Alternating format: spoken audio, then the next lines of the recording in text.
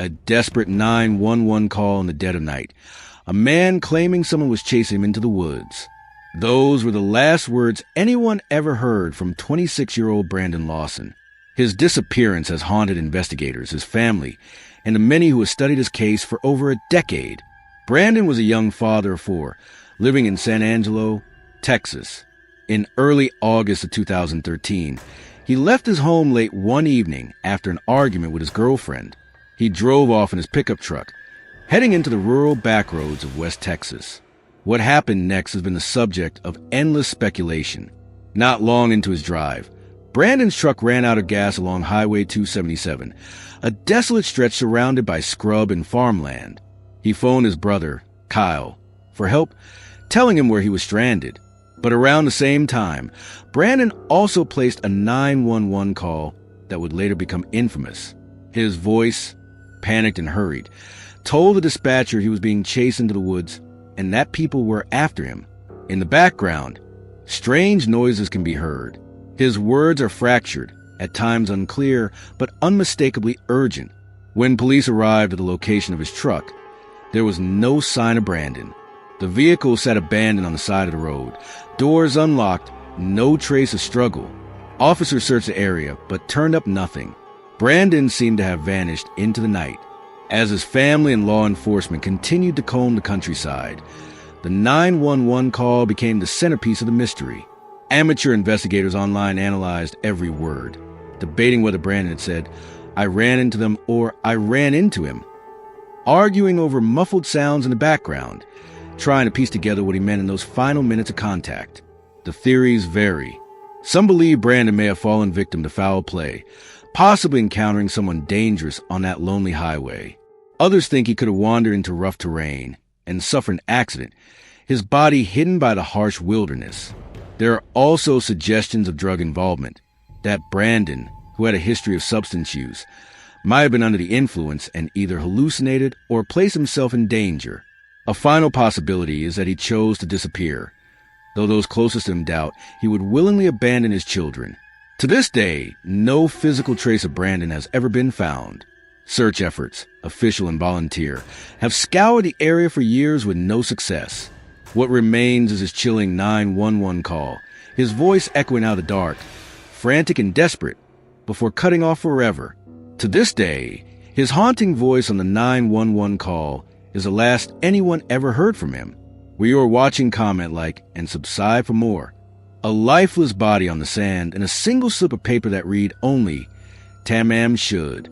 On the morning of December 1st, 1948, passers-by noticed a man slumped against the seawall at Somerton Beach, just outside Adelaide, Australia.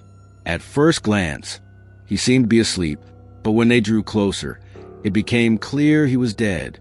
He carried no wallet, no identification, and yet he was immaculately dressed in a pressed suit, polished shoes, and a tie. Every label on his clothing had been carefully cut away. An autopsy revealed little. The man was healthy, with no obvious injuries. Doctors suspected poisoning, but no traces of toxins could be found in his system. His cause of death was officially listed as unknown. The puzzle deepened when investigators discovered a tiny hidden pocket sewn into his trousers. Inside was a scrap of paper, torn from a rare edition of a book of Persian poetry. It contained just 2 words, "Tamamshud," "It is finished." Police scoured Adelaide for the source of the paper, and weeks later, a local man came forward. He had found a copy of the poetry book, the Rubaiyat of Omar Khayyam, tossed into the backseat of his car. The torn page matched perfectly. Inside the book's back cover, detectives found a string of jumbled letters and numbers, a code never cracked. They also uncovered a phone number linked to a local nurse, who denied knowing the dead man, but reacted strangely when shown his face. The case, now known as the Tamamshud mystery, spiraled into speculation. Was he a Cold War spy, silenced with an untraceable poison, a lover driven to suicide, or a victim of a secret affair turned deadly? The truth remains buried. More than 70 years later, his name remains one of Australia's deepest enigmas. Where you are watching, comment, like, and subscribe for more. 3 women disappear from their own home without a trace, as if the night simply swallowed them. It was June 7, 1992, In Springfield, Missouri, Cheryl Levitt, her 47-year-old motherly and dependable, lived with her daughter Susie, a recent high school graduate. That night, Susie and her best friend Stacy McCall went to several graduation parties. Just before dawn, they returned to Cheryl's home, planning to spend the night. By the following morning, all three women were gone. Their car sat parked outside, keys and purses left untouched. The TV was still on. Cheryl's cigarette lighter and Stacy's makeup bag were in plain view, the kind of small, everyday items people never leave behind. But the women themselves had vanished. Police found no sign of forced entry. The house showed no struggle, no overturned furniture, nothing disturbed. It was as if the three women had simply been erased in the middle of an ordinary night. Leads came and went, but the case produced no solid answers. Suspects were questioned, rumors swirled about abduction, serial killers, even a possible cover-up. Over the years, tips trickled in, but none led to the missing women. Decades later, the home remains a silent tomb of unanswered questions. Where you are watching, comment, like, and subscribe for more. 9 hikers flee their tent into a deadly blizzard, never to return. In February 1959, a group of 9 young hikers set out on an ambitious trek through the Ural Mountains of Soviet Russia. Led by 23-year-old Igor Dyatlov, they were experienced, well-prepared, and determined to earn a prestigious certification for their skills. The group carried diaries, cameras, and supplies, documenting their journey as they made their way deeper into the snow-covered wilderness. But only days later, their expedition would turn into one of the most baffling tragedies of the 20th century. When searchers finally located the hikers' camp, they were stunned by what they found. The tent stood abandoned, its canvas slashed open from the inside as if the occupants had cut their way out in a frantic rush. The hikers had left behind boots, coats, and gear, essentials no one would willingly abandon in the brutal cold. The bodies were discovered gradually, scattered across the mountain slope. Some were found near the tree line, dressed in little more than underwear, their bare feet frozen in the snow. Others lay farther down, partially buried, showing injuries that defied explanation. Fractured skulls, broken ribs, and in one case, a missing tongue. Strangely, some of their clothing carried traces of radiation. Investigators struggled to make sense of the scene. There were no signs of an avalanche powerful enough to sweep them away. No evidence of foul play by outsiders. No animal tracks. Officially, the cause of death was listed only as a compelling natural force. But what that force might have been remains a mystery. Over the decades, theories have multiplied. Some point to an avalanche or a sudden slab of snow collapsing onto the tent, forcing the hikers to flee in panic. Others suggest secret military testing in the area, perhaps rockets or chemical weapons that drove the group into chaos. Stranger ideas invoke UFOs or paranormal forces. Still others believe the hikers may have suffered a collective psychological break brought on by stress, cold, and fear. Whatever they saw or heard that night, it was enough to send them running into certain death. Where you are watching, comment, like, and subscribe for more. A college student crashes her car, and within minutes, vanishes without a trace. On February 9, 2004, 21-year-old Maura Murray, a nursing student at the University of Massachusetts, drove north into the icy backroads of New Hampshire. That morning, she sent emails to her professors saying she'd be gone for a week due to a family emergency, an emergency her family later confirmed didn't exist. She withdrew money from an ATM, purchased alcohol, and set out alone toward the White Mountains. That evening, Maura's car was found crashed against a snowbank along Route 112 in the small town of Haverhill. A local bus driver stopped to offer help, but Maura declined, saying she had already called for roadside assistance. He drove on, but when police arrived minutes later, the car sat empty. Inside were her belongings, school books, clothes, and the alcohol she had purchased. There was no sign of a struggle, no footprints leading away in the snow, and no trace of Maura herself. The circumstances only deepened the mystery. Maura's internet history revealed searches about driving directions to the mountains and inquiries into rental properties, raising questions about whether she was planning a getaway. But if she intended to disappear, why leave behind her possessions and vanish so close to the crash site? Searches of the surrounding woods turned up nothing. The theories are as varied as they are unsettling. Some believe Maura staged her trip as a deliberate escape, perhaps overwhelmed by personal struggles and seeking a new life. Others suspect foul play, that she may have accepted a ride from a stranger or encountered someone who meant her harm. Still others think she may have succumbed to the freezing wilderness, injured and hidden by the snow. To this day, her fate remains one of America's most haunting modern mysteries. Where you are watching, comment, like, and subscribe for more. A ransom note, a child beauty queen, and a murder that shocked the nation. On the morning of December 26, 1996, in Boulder, Colorado, John and Patsy Ramsey awoke to find their 6-year-old daughter missing. On the staircase, Patsy discovered a handwritten ransom note demanding $$118,000, an oddly specific sum, nearly identical to John Ramsey's recent work bonus.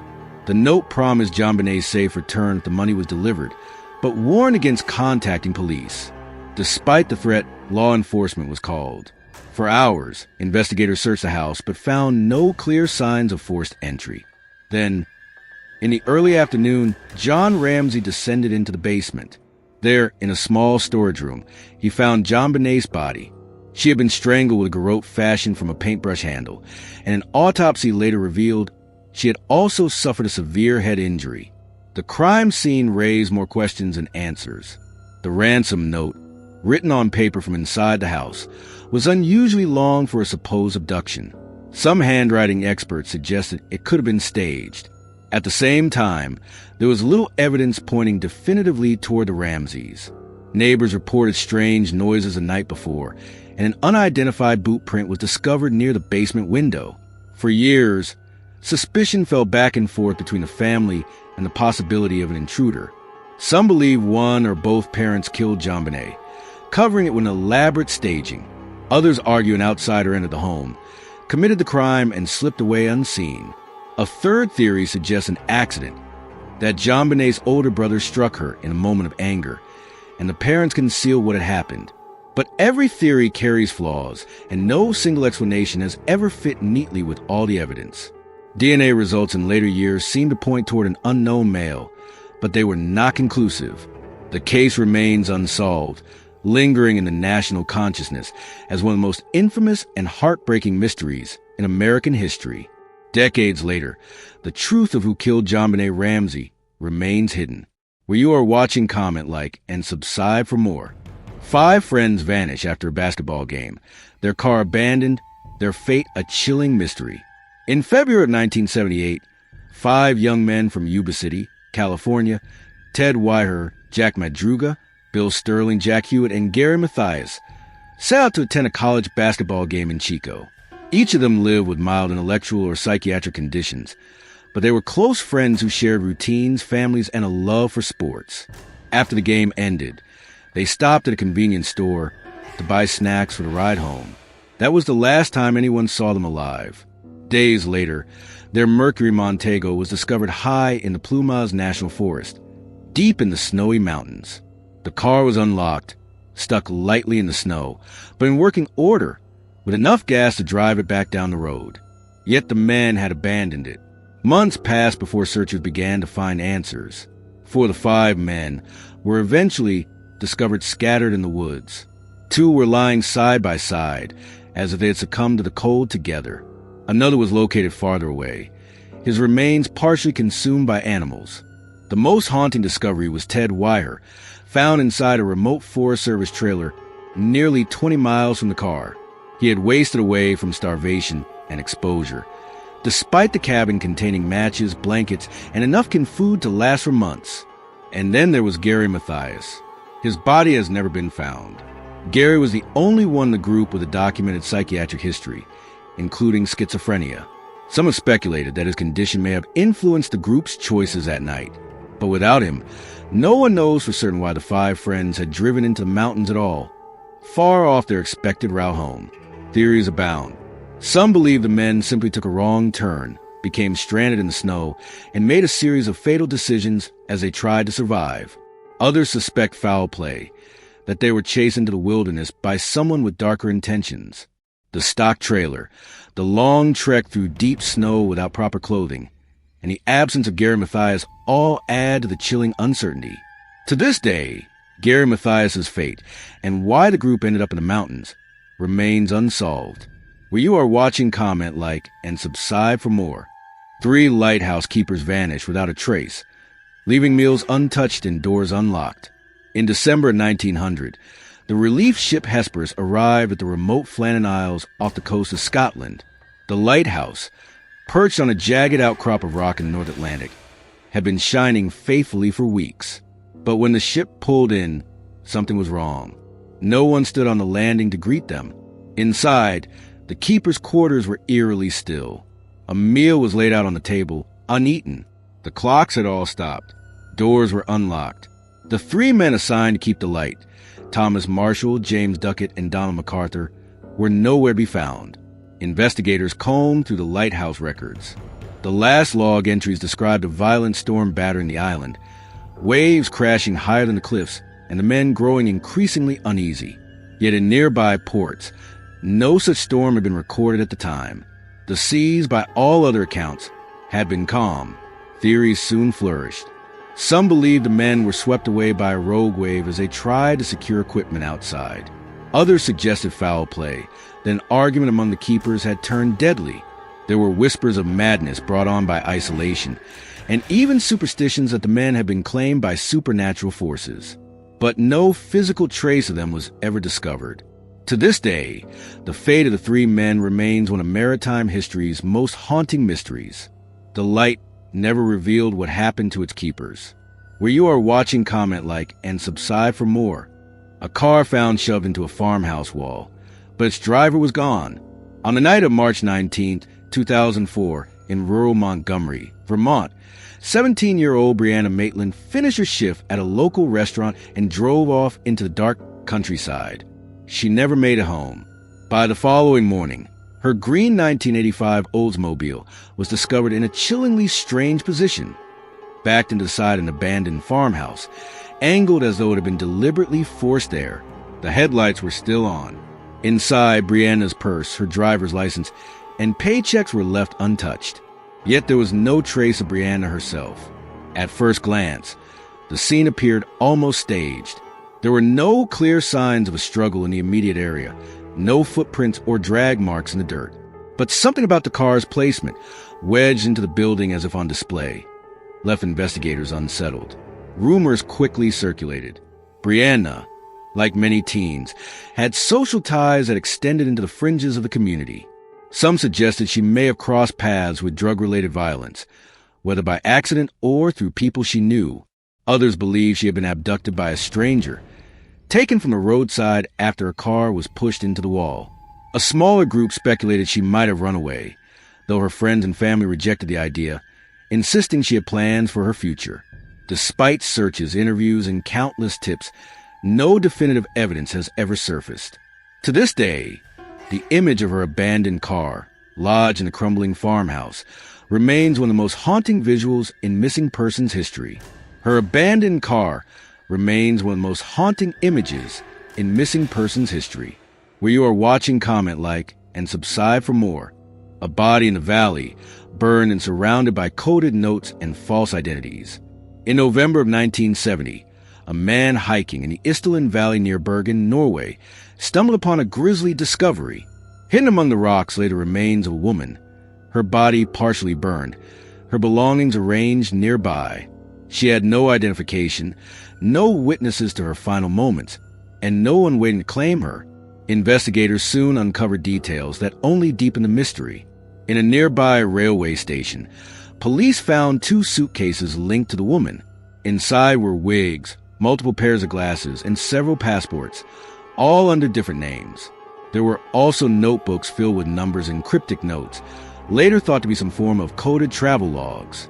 An autopsy revealed she had died from a combination of barbiturate poisoning and smoke inhalation, suggesting she had still been alive when the fire was set. Her teeth and jawbone hinted at dental work from several different countries, but no records matched her. Witnesses reported seeing her in Bergen before her death. Stylish, solitary, and often checking in and out of hotels under assumed identities. Theories soon spiraled. Some believed she was a Cold War spy, operating under deep cover before being assassinated when her mission ended. Others argued she may have been involved in criminal smuggling operations, or perhaps had chosen to end her own life in an elaborate, staged manner.